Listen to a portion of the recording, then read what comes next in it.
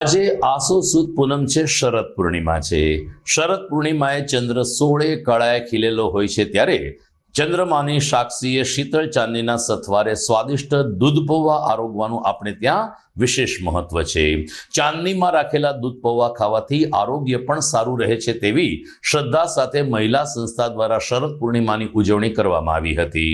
ગાંધીગ્રામ ફાટક પાસે આવેલ ગોપાલ કૃષ્ણ વાડી ખાતે સંહિતા મહિલા મંડળ અને શ્રી ચામુંડા મહિલા મંડળના સંયુક્ત ઉપક્રમે દૂધ પૌવા આરોગવાની સાથે સાથે રાસ ગરબાની પણ રમઝટ બોલાવાઈ હતી।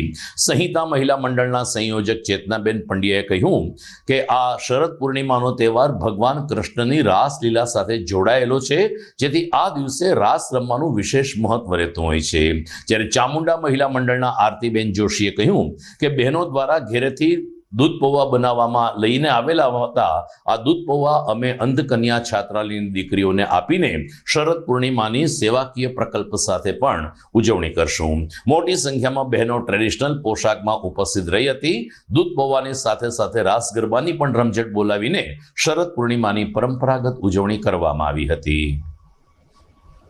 નવલા નોરતા પૂરા થઈ ગયા છે, ત્યારે શરદ ઋતુનો એક માહોલ જામી ગયો છે। ત્યારે આવા એક મંગલમય વાતાવરણમાં શ્રી કૃષ્ણ ભગવાને જ્યારે વૃંદાવનમાં રાસલીલા રચી હતી અને એક અલગ જ એક અલૌકિક વાતાવરણ, દિવ્ય વાતાવરણ ઊભું થયું હતું।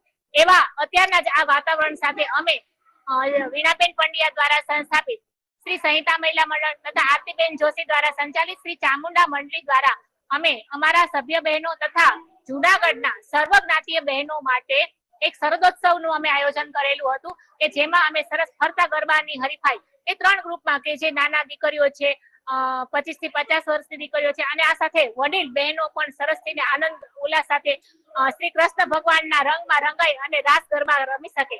એ સાથે શરદ પૂનમમાં દૂધ પૌવા આરોગવાનું પણ એક વૈજ્ઞાનિક દ્રષ્ટિએ, એક આપણા શારીરિક દ્રષ્ટિએ પણ ખૂબ જ મહત્વ રહેલું હોય છે। તો આ એક પ્રણાલિકા જાળવી રાખવા માટે અમે દૂધ પૌવા ઘરેથી બનાવીને લઈ આવવાની અમે સ્પર્ધાનું પણ આયોજન કરેલું હતું।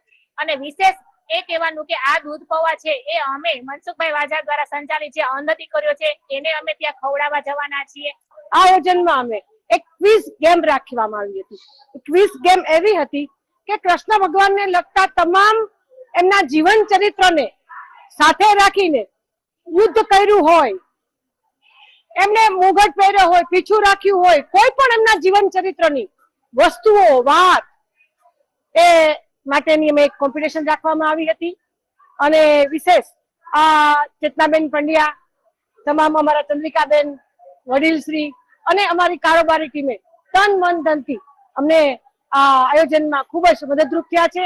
આયોજનના ઇનામ માટે પણ જુનાગઢમાં પોસ્ટ ઓફિસ રોડ ઉપર જે ભિંડી જ્વેલર્સ છે એમના માધ્યમથી અમને દરેક બહેનોને એક ગિફ્ટ આપવામાં આવી છે અને અમારા સંસ્થાઓ દ્વારા વિજેતાઓને અમે લોકોએ 15 ઇનામો આપવાના છીએ। જી, મારું નામ નીતા જીવાણી છે। આજે શરદ પૂનમના નિમિત્તે આરતીબેન જોશી અને ચેતનાબેન પંડ્યાએ સરસ મજાનો કાર્યક્રમ ગોઠવ્યો છે।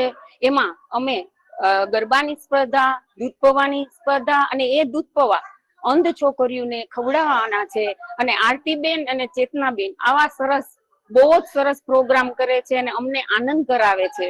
ઉત્સાહ અમારામાં વધારે છે, બસ આરો ઉત્સાહ વધારે એવી વિનંતી।